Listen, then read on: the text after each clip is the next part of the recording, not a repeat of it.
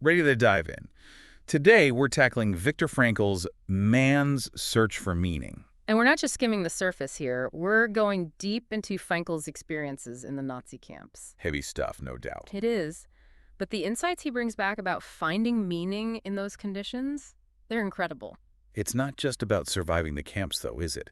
This is about how we face any challenge in life, any hardship, and find that reason to keep going. You got it. That's the heart of it. We've got your notes here, some key excerpts. I'm ready to unpack this. Let's do it. Okay, so Frankl talks about these three distinct phases of shock that prisoners went through.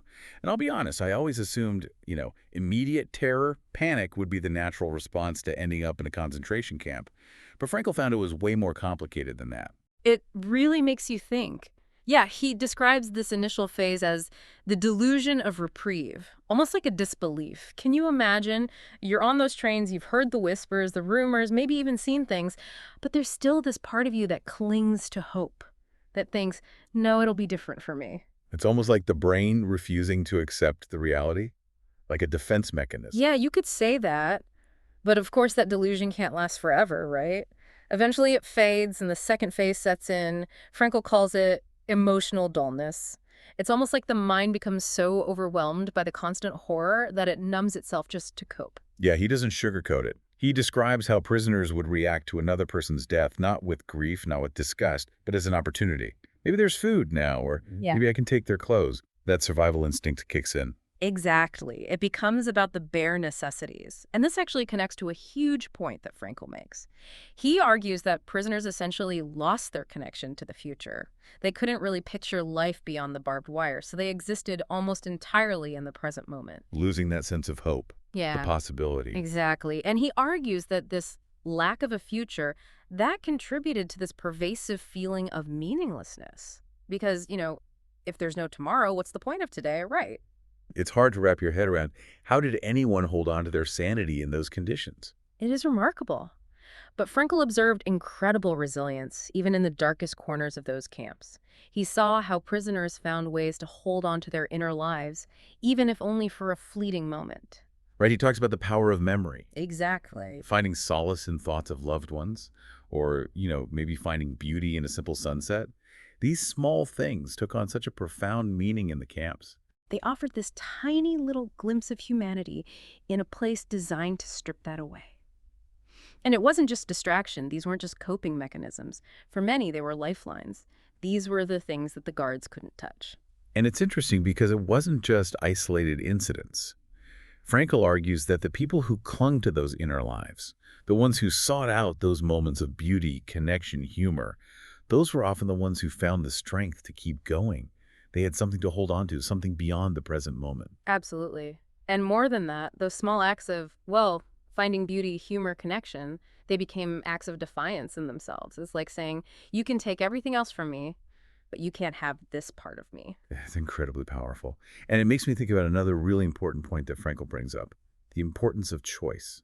Because even in the camps where their lives were so controlled, Frankl saw how finding even the smallest decisions to make could make a world of difference. Yeah, it's interesting, isn't it? Because you'd think in that environment, stripped of your freedom, your dignity. But the human spirit, it still searches for that sense of agency, that ability to choose. Frankl talks about these transfers to other camps and the uncertainty surrounding them.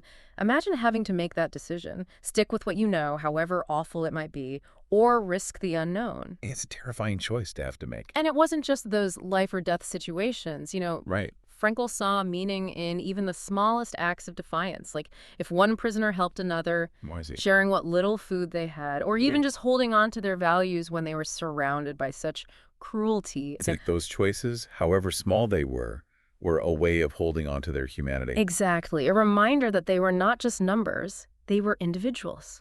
They were people capable of making choices, even in the face of unimaginable horror. And that's where I think Frankl's ideas about logotherapy become so important. It's not just about enduring hardship. It's about finding meaning in it. Yeah, and that search for meaning, that's what motivates us. That's what gives us the will to keep going when things are tough. And he would argue it's not about seeking pleasure or avoiding pain. Right. It's not about being happy all the time. Exactly. It's about something much deeper than that. It's about finding a reason to get out of bed in the morning. And he saw that firsthand in the camps. He did, absolutely. The prisoners who had a sense of purpose, the ones who found some kind of meaning in their situation, those were often the ones who found the resilience to keep going. So let's talk about logotherapy a little bit more. Because for someone who's never heard that term before, how would you sum it up? Logotherapy is really the idea that our primary drive in life isn't pleasure, but it's the search for meaning. Think about a time when you were working towards a goal that really excited you. Okay. That sense of purpose, that drive, that's the power of what Frankl's talking about. Like having a compass, guiding you through the tough times. Yes, exactly.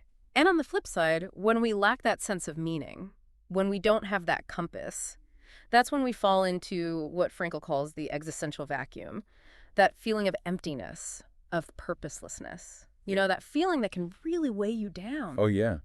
Those Sunday night blues, but like on a whole other level. Exactly. And this is where I think Frankl's work becomes so relevant to our everyday lives, even though it comes from such extreme circumstances. Because we all face challenges. We all have setbacks, moments where we question our purpose. Absolutely. And Frankl's message is that finding meaning is crucial to navigating those tough moments. And here's what's so interesting to me, is that there's no one-size-fits-all answer when it comes to meaning. Logotherapy isn't about giving you a to-do list for a meaningful life. It's about empowering you to define what gives your life meaning, what matters to you. Which honestly can feel a little daunting at times. It's true. No roadmap, no guaranteed answers. Yeah. It's on us to figure it out. That's the challenge, but it's also incredibly empowering because it means we're not beholden to some preordained path. We have the freedom and the responsibility to create our own meaning through our actions, our choices, how we engage with the world around us. So how do we do that? How do we actually go about creating meaning when it feels like, the world's so chaotic and unpredictable? That's the million-dollar question, right? It is. Frankl would say it's not about searching for some grand, overarching purpose for your entire life. It's about finding meaning in the everyday moments. Wow, yeah. In the choices we make, big or small. He uses that analogy of a chess game, right? Yeah. Yeah. There's no one best move that guarantees you're going to win. Yeah. Every decision, it depends on the specific circumstances of that game. Exactly. Meaning is contextual. It's not about finding one right answer and applying it to everything. It's about recognizing what matters in each moment, in each interaction, in each choice we make. So it could be something as simple as, choosing to be kind to someone, or exploring some kind of creative passion, or even just taking a walk in nature and really appreciating the beauty of it. Yes, all of those things. It's about those small acts of courage. Those moments where we choose to live in alignment with our values, even when it's hard.